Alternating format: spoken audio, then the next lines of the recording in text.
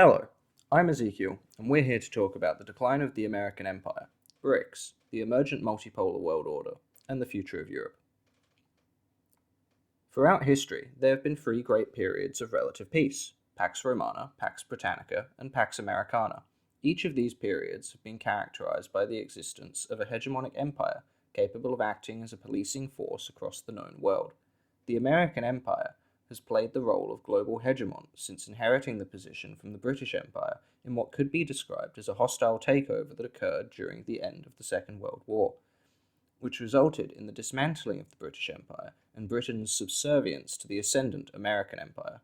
America learnt a lot from Britain, and their respective empires functioned much the same in many regards. Both were thalassocracies, or maritime empires, capable of policing the globe via domination of the oceans, which enabled them to deploy forces anywhere while controlling maritime trade and simultaneously utilizing reserve currencies to ensure the funds necessary to run an empire. There have been many thalassocracies throughout history, from the Phoenicians and the Venetians to the Dutch and the Portuguese. This is because for much of history maritime trade has been far easier and far more profitable than trade routes over land. In the 1890s, when Russia began construction of the Trans-Siberian Railway, there was fear amongst the British political elite that the new railway could undermine British trade dominance by offering a quicker and more direct trade route between Europe and East Asia, bypassing British-controlled maritime routes and choke points. There was also worry that it would enable faster and more logistically sound military deployments from Russia into Central Asia and the Far East, potentially giving the Russians the upper hand in the Great Game. This was a contributing factor in the establishment of the Anglo-Japanese alliance to counter the Russian threat. This potential threat to British dominance ultimately appeared to be overblown, as the Trans-Siberian Railway was not capable of delivering enough goods quickly enough to become a serious competitor for British maritime trade. It did, however, foreshadow the world as we see it now, in which Eurasia is rapidly becoming ever more interconnected and capable of operating as a serious trade competitor to American-dominated maritime trade. America has historically swung between being isolationist and imperialistic. In recent years, with its withdrawal from Afghanistan and partial withdrawal from Syria, alongside the drastic increase in America First sentiment from within America, spearheaded by the Trumpian MAGA movement, it would appear that America is returning to a more isolationist foreign policy, despite what the Victoria Nulands of the world and the US State Department more generally might want. This could be characterized as certain factions in America deciding that the great game it inherited is one no longer worth playing. Furthermore, the pitiful performance in Operation Prosperity Guardian, the American-led attempt to prevent the Yemeni Houthis from terrorizing ships in the Red Sea, which resulted in at least 30 ships damaged, 2 sunk, and German warships opting to go all the way around Africa to return home, rather than risk traversing the Bab el-Mandab Strait, which rather aptly translates to the Gate of Grief, has shown that either the American Empire is no longer capable of playing global policeman, or more likely simply has lost the will to do so. On the economic front, China surpassed America in 2020 to become the world's largest trade partner, leading America to ramp up pre-existing trade warfare against them, while simultaneously enforcing a policy of even more deindustrialization on its vassal states, so as to increase their dependence on America economically, even going so far as to engage in industrial sabotage against Germany to force them into reliance on American liquid natural gas imports. America's status as proprietor of the global reserve currency has even come under threat, as the petrodollar has essentially ended, and many countries have started to trade with each other without the use of the American dollar as an intermediary. This is partially America's fault for having weaponized the dollar by inflicting massive sanctions on enemy states, which has caused them to build not just alternative trade options, but also to expand their own economic and industrial base to reduce reliance. This can be seen by the creation of the Mir payment system in Russia, which acts as an alternative to Visa and MasterCard, and the Alipay payment platform in China, which overtook PayPal as the world's largest online payment platform way back in 2013. Increasingly, cryptocurrencies are also being used to accelerate the process of de-dollarization by countries wishing to exit the dollar system. So, if the American imperial project is running out of steam, then what comes next? Some people have suggested that we are entering the Chinese century, which might make sense by some metrics such as industrial output. However, China does not appear to have the means or will militarily to play the role of global policeman. If America can't do it anymore, and China is unwilling to position itself to do so, then that means there will not be a global policeman or hegemon. This may at first sound like a strange turn of events due to the fact that we have had a hegemon or near hegemon for about 200 years now. However, it is in fact a return to the historical norm, a norm which is characterized not by a superpower wielding hegemonic force across the globe, but by many regional and great powers, each with their own respective spheres of influence, that will achieve an equilibrium or balance of power. Though America is no longer set to be the global superpower that we have all come to know, it is of course far too strong a country to fade into irrelevance, and so will clearly maintain a position as one of the stronger powers in a multipolar world. So who are the other powers at play here? Who will be able to assert themselves in their respective spheres of influence, and how are they organizing to challenge American hegemony? Well, that brings us to the BRICS nations. BRICS stands for Brazil, Russia, India, China, South Africa, and is an international organization comprising of the aforementioned countries alongside Egypt, Ethiopia, Iran, the United Arab Emirates, and Indonesia. It was formed in 2009 by Brazil, Russia, China, and India, with South Africa joining the next year, followed by Egypt, Ethiopia, Iran, and the UAE joining at the beginning of 2024, after having been invited alongside Argentina and Saudi Arabia in 2023. However, Argentina withdrew its application after Javier Milei was elected as their president, and Saudi Arabia has stated that it is still considering its potential membership, though it seems to be a matter of when and not if. Indonesia joined at the beginning of 2025. The BRICS members make up about 35% of the world's land, nearly 50% of the world's population, nearly 40% of the world's GDP by purchasing power parity, and over a third of global oil production. In contrast to the Group of Seven, or G7, which is the closest Western equivalent grouping to BRICS, consisting of America, Britain, Germany, France, Canada, Italy, and Japan, BRICS is 36% of global output of goods and services, and the G7 is only 28%, a gap that is projected to grow in the favor of BRICS. The primary function of BRICS itself was originally to identify and organize investment and development opportunities within the BRICS countries so as to advance their respective economies together in a mutually beneficial fashion. However, BRICS has evolved into a cohesive, highly relevant geopolitical bloc coordinating between the member countries on a wide range of policy matters that concern not only developing their respective economies, but also the flows of international trade, the development of new financial systems, and even how the member nations conduct themselves in direct military conflicts and indirect proxy conflicts. BRICS works alongside many other international organizations and projects, playing the senior role in advancing Eurasian integration and decoupling from the West, such as the Shanghai Cooperation Organization, the Eurasian Economic Union, the Belt and Road Initiative, and the International North-South Transport Corridor, to name a few. Together, these overlapping infrastructure and trade projects are achieving that which Britain feared the Trans-Siberian Railway might have achieved, a shift in global trade patterns to Eurasian economies. BRICS itself spawned the New Development Bank as an alternative to Western international finance organizations such as the International Monetary Fund, or IMF. The New Development Bank has authorized capital equivalent to $100 billion and routinely funds infrastructure projects, especially within the energy, transport, and water management sectors. So BRICS has clearly established itself on the world stage as a serious organization capable of putting their money where their mouth is, as opposed to most international organizations which exist only to engage in dialogue. What have been the effects of this emergent bloc? Well, many of the countries that make up what we now call the Global South, which encompasses most of the world's developing economies and resource economies, have either already begun trying to join BRICS or have started to talk about possibly joining in the near future. Some countries, such as Algeria and Kazakhstan, seem to be essentially guaranteed to join, with it only being a matter of time. Internally, relations between the BRICS countries have been, in the past, somewhat at odds. However, Russia's use of masterful diplomacy has enabled a delicate balancing act to take place between China and India, who do not see eye to eye on a number of issues. This is the natural fault line of BRICS, and so America's strategy has been to exacerbate any and all division it can find between China and India. Were it not for Russian diplomatic mediation and strategic use of trade, BRICS would not be the emerging power that it is. With South Africa constantly teetering on the verge of dramatic instability, with rolling brownouts and a breakdown of law and order outside of private compounds, and Brazil taking a back seat due to recent political strife surrounding their elections and their geographic isolation from the rest of BRICS, it is this trilateral relationship between Russia, China, and India that forms the core driving force behind BRICS.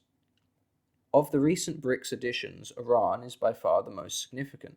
This is not to diminish the relevance of the other recent additions, but to emphasize the key role Iran has taken within BRICS, with some saying it is becoming the fourth pillar that Brazil should have been. The de facto alliance between Iran and Russia, which we have seen on display in recent conflicts, has been emboldened and solidified to the point that it now seems unshakable. China now appears to tacitly support Iran's position in the Middle East, and the International North-South Transport Corridor, a newly emergent trade route between India and Russia via Iran, has seen billions poured into the Iranian port of Chabahar, integrating the countries on an economic level and further enshrining relations despite Western sanctions. In addition to Iran, the inclusion of the UAE, Egypt, and Ethiopia provides BRICS not only a strategic position over international trade through both the Suez and Persian Gulf, but an undeniable voice in the wider politics of the Middle East. Russia and China now have as much relevant input into Middle Eastern politics as the US does, despite these countries' geographical distance. The simultaneous inclusion of Egypt and Ethiopia has already had a stabilizing effect on the region, as their disputes over the Nile River now appear to be mediated, whereas just a few years ago, the prospect of war over the Grand Ethiopian Renaissance Dam's water usage was on the table, a feat that was not successfully achieved by Western nations. Indonesia, a country not often mentioned in Western media, has an enormous population of 277 million, making it a very large market that will now be developed by BRICS and not Western finance. It is also one of the most important countries in Southeast Asia. Though the future of BRICS may not appear bright to mainstream Western media analysts just yet, it appears a shining beacon to what we now call the Global South, an opportunity to decouple from Western American hegemony and exist not as imperial economic subjects, but as independent partners in an emergent multipolar world. So if American hegemony is ended, and we're well on the way towards multipolarity, what might that look like? China, Russia, and quite possibly in the future India, are essentially guaranteed to position themselves as equals to America in the multipolar world, and via most likely diplomatic, but possibly military means, will make clear their own spheres of influence that they have been and are currently establishing. This is becoming most apparent in the end of the overly globalized world trade system, where we are increasingly seeing countries align their trade interests either firmly with America or with China. Likewise, where the international flow of energy is concerned, countries are increasingly aligning with either American-aligned energy exporters or with diametrically opposed energy exporters such as Russia, Iran, Venezuela, and so on. This bifurcation of flows of global trade and energy is proving to be a losing exercise for the American empire, as to be expected in the process of losing hegemonic status. The countries on the BRICS side of things are ending up with far greater industrial capacity, far cheaper costs of goods and energy than American side, as well as access to a far larger labor pool. Not only is this affordability attractive to the global south, but trade relations with BRICS countries do not come with an unending and ever-changing list of demands about social and internal policy, unlike American relations. The overwhelming majority of the world is not on board with the social reforms that the so-called liberal democracies of the West have undergone and enforced over the last 50 or so years. In fact, they view many of these progressive policies to be decadent and degenerate. As a Kenyan official once put it, every time China visits, we get a hospital. Every time Britain visits, we get a lecture. The global south is completely and utterly unwilling to forgo the chance to develop in the name of a so-called green agenda enforced upon them via American imperialism. They do not wish for their countries to remain undeveloped, and frankly, it is an obscene demand from the developed countries of the world that the global south remain poor and without industry. It is very much viewed as the West attempting to pull the ladder up after itself, and the reasoning that supposedly justifies this, though the official dogma of most Western governments and institutions, is not accepted or even thought important by the rest of the world for better or worse. So, with the global south being simultaneously driven away from the American empire by its own actions and enticed into the orbit of the leading Eurasian BRICS powers, who are themselves well advanced into the process of becoming independent nodes in the multipolar world, where does that leave America and its empire? Well, America will be fine. America has the ability to be self-sustaining in agriculture, energy, defense, and industry, a privilege afforded to it by its exceptional geography, as well as having the largest labor pool of the Western nations. Much in the same way that the BRICS nations have been sanction-proofing themselves from America, America has shifted a considerable portion of its overseas industry from China to Vietnam, Mexico, and other more friendly countries to preemptively do the same thing. America will most likely have to come to terms with reduced diplomatic standing on the world stage, as it is no longer viewed as a trusted partner with whom fair diplomacy can be conducted, and as America continues to distance itself from or even fully withdraw from a number of regional conflicts around the world, its military will no longer be viewed as a guarantor of peace. And thus, though the American military is certain to maintain its position as the most widespread military operating in the modern era, its presence in many places is increasingly becoming viewed as undesirable, increasingly becoming a diplomatic bane rather than boon. Notably, factions within America seem fairly content with things evolving in this direction. The America First protectionist movement is already on board with a reduced international presence in order to sort out the domestic situation, which can be characterized as increasing civil divisions, strife, and economic inequality. The current American Secretary of State, Marco Rubio, has even confirmed we're entering multipolarity, describing it recently as, and I quote, multi-great powers in different parts of the planet, end quote, indicating America's new administration understands the situation. Much of what is referred to as Middle America is in fact quite eager for this change to occur, and would much prefer an American government that cares more about what happens in America than what happens in the Middle East. The resistance to this change almost exclusively comes from Washington, D.C. itself and a few key lobbying factions that hold significant sway in Washington. Neither Washington nor these lobbyists seem to care at all about Middle America and are far more interested in maintaining what is left of the American empire at all costs to the benefit of themselves, their financial backers, and almost no one else. What does this mean for the rest of the American empire then? Well, America, in an effort to hold its empire together, has undergone a process of Americanizing its vassal states. It has long been remarked, for example, that Britain has become the 51st state. America is multicultural, and therefore its vassals must be. America has progressive social policy, therefore its vassals must. America will not trade with Eurasia, therefore its vassals must not. America's vassals in East Asia, Japan and Korea, have seen themselves transformed into an American containment strategy against China, what is called the First Island Chain. These nations have great potential, but no foreign policy of their own to speak of. Though they have not been forcefully deindustrialized and their demographics remain intact, their fertility rates are some of the lowest and their population pyramids have not looked like pyramids in a long time. They are on the verge of demographic collapse. If they wish to survive as functional nations, then they must avoid at all costs being used by America against China in some sort of American imperial death rattle. Australia, Canada, and to a lesser extent New Zealand, the former dominions of the British Empire, have found themselves the most integrated into America, with Canada viewed as a collection of unruly states or soon-to-be states, depending on the framing at the time. Australia, since the creation of AUKUS between Australia, Britain, and America, has been cemented as firmly in the American sphere, with most of its policy, both internal and external, designed to mimic and serve America. Its previous position of playing a balancing game between Chinese and American relations has been officially forgotten.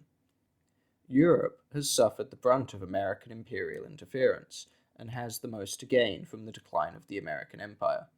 Much of Europe's industrial base has been in serious decline for some time now, and the war against Ukraine has accelerated this decline immensely. Germany, which was the industrial juggernaut of Europe, has been forced into rejecting the cheap Russian gas which made its industry viable.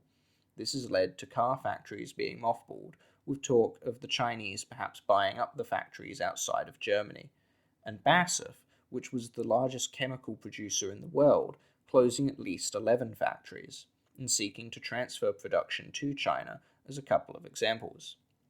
Not to mention all the supporting industry in other Central European countries that used to belong to these supply chains. The Americans are quite content with this, as sacrificing European industry in a futile attempt to damage the Russian economy is a win-win for them, as Europe now has to buy American liquid natural gas. This has been able to occur because European foreign policy is dictated by NATO, which is to say dictated by America. NATO has legitimized the unending military occupation of Europe by the Americans since the end of World War II, and has enabled most of Europe to exist in a demilitarized state, reinforcing its need to rely on its American overlord. Though this has always been the case within NATO-controlled Europe, it has become painfully apparent since the Ukraine war has reignited, as all European NATO countries, with perhaps the exception of Hungary, have repeatedly made decisions that have weakened themselves militarily, economically, and diplomatically, whilst bolstering the position of America and failing to achieve the stated goals of weakening Russia. To add insult to injury, America now seems to want out of the Ukraine fiasco, and for Europe, which is positioned to be unable to do so, to take the reins, which is only likely to further exacerbate internal strife throughout the continent. Domestically, nearly all European countries have seen their demographics, social cohesion, and quality of life shattered, whilst wages have stagnated and innovation has been replaced with regulation. Countries that once had incredibly thick and well-defined cultures that are still felt and valued by much of their populaces, have found themselves governed by a ruling class that seeks to replace this with a pan-European or even global imitation of a culture. These leaders go on about ill-defined and ever-nebulous values, insisting it is these values we supposedly hold that makes us who we are and tie us together. However, when they are on occasion able to name one of these values, it is almost always something that has arrived in Europe in the post-war period as an American import. Europe in its current state is seemingly incapable of defining itself and determining what its role in the world ought to be, instead existing in a sort of post-war malaise that has allowed it to lose much of the global standing it once had. The nations of BRICS are already ascendant. What they have to gain, and will in due course, is further immunity from American interference and a position of equal standing on the world stage. America, even in decline, is the indisputable power of the Western Hemisphere. It is Europe that has to choose between being a poor backwater of the American sphere of influence, or rejecting America and building towards independent prosperity once more. The decline of American empire presents an opportunity for the nations of Europe and what was the British Empire to reassert themselves and no longer behave as subjects, to reverse the process of Americanization that the peoples of these nations never asked for, to reindustrialize, and to in time perhaps once again behave as equals on the world stage in the emergent multipolar world. If the will can be mustered up, there is no reason that major nations of Europe cannot reclaim their positions as poles in a multipolar world, with their own spheres alongside the likes of America, China, Russia, and so on. I predict that talk of spheres of influence will become normalized over the coming decade, as the future is the 19th century concept of the concert of Europe, reimagined and expanded globally. If you liked this video, please appease the algorithm by liking, commenting, and subscribing, as there is more in the works. Thank you, and goodbye.